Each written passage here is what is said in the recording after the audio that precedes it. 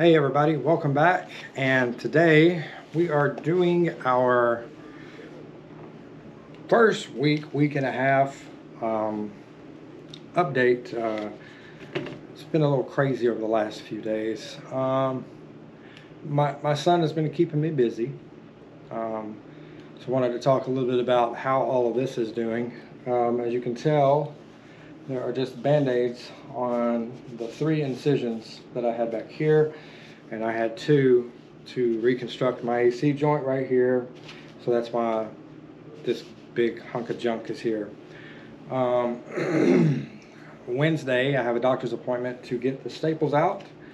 So that's pretty exciting. This thing has been itching like crazy. The main thing that everybody worries about when they go through a surgery recovery is the pain. When I do too much or I do anything to move it at all, it hurts. And so then after I move it a certain way or do this or do that, then it starts getting in pain. If I'm stationary, then not so much. So over the last couple of days, I've kind of just been trying to stay still and not do anything.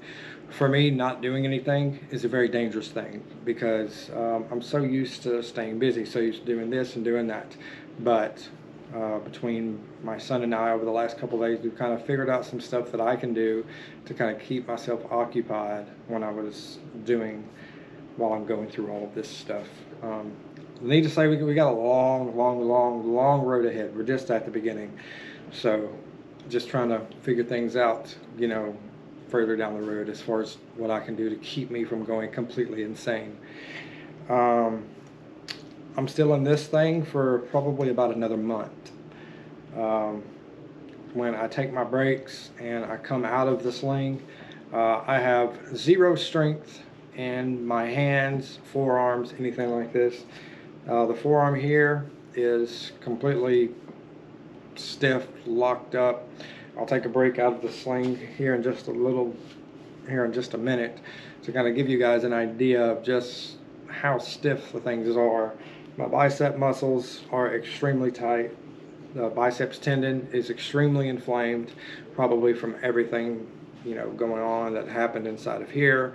We'll find out more about that probably when we get the staples out. They're going to do the test to see if the labrum did fully stick down to the bone like it was supposed to.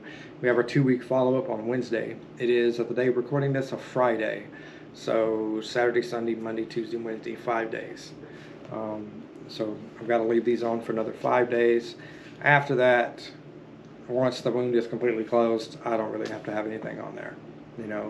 I can let it breathe, let it get some air, stuff like that.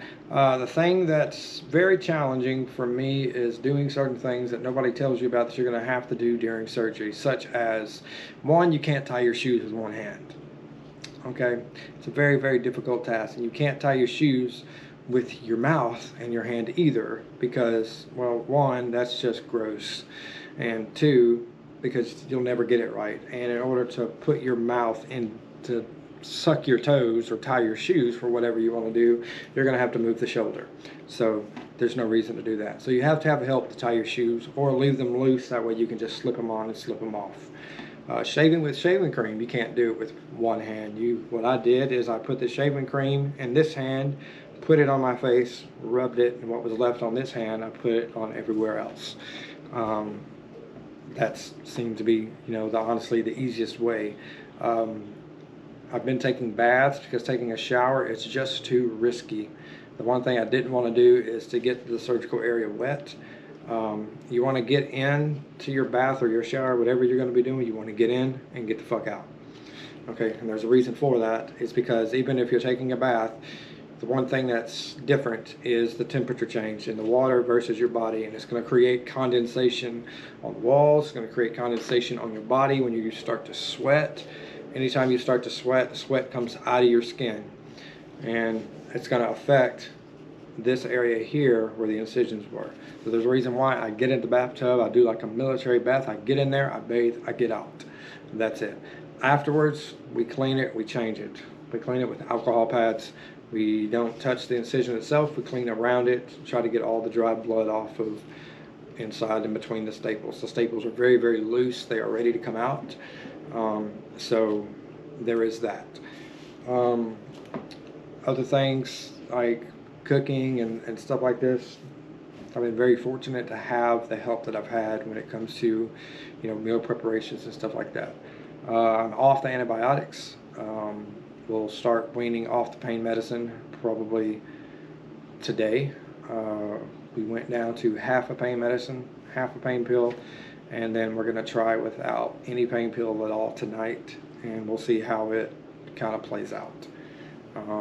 If it plays out good, then we'll do our first day without any official narcotic pain medicine tonight, and when we update you after our 2-week follow-up, we'll let you know how it goes. The thing is I did say previously that I would throw the extra pain medicine away, but the thing is that you're going to need the pain medicine. Even if you stop taking it, don't get rid of it, hold on to it, because once you start therapy, you're going to need your pain medicine.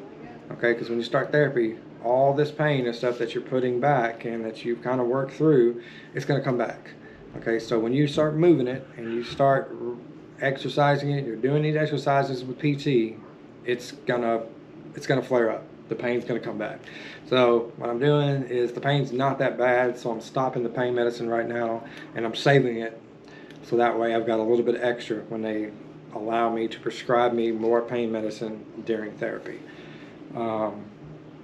But me, I have a high pain tolerance. We're at what, 5, 7, 8, 9, almost 10 days now, and we're just hanging up. After 10 days, we're hanging up with pain medicine. There's no reason to take it. We'll just hold on to it for when we start PT in a couple of weeks. We will start physical therapy in a couple of weeks, and this physical therapy, I think he said 4 months of therapy 3 times a week. So that's gonna suck. I'm probably gonna try to drop it down to maybe twice a week, because 3 times a week seems a little excessive to me.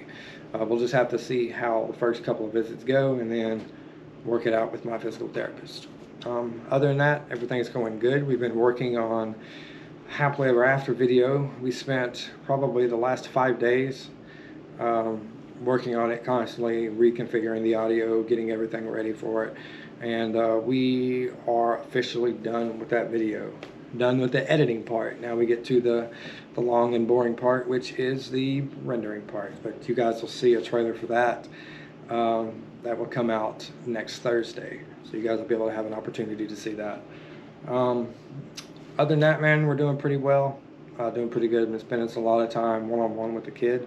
We've been doing a lot of building blocks with Legos and Lincoln Logs and coloring, and been doing a lot of really, really cool stuff. So it's great. Ready to get this over with and get back to work. But until then, thank you guys so much for watching. If you haven't already, hit the subscribe button, turn on notifications, and we will see you guys in the next one, man. Peace.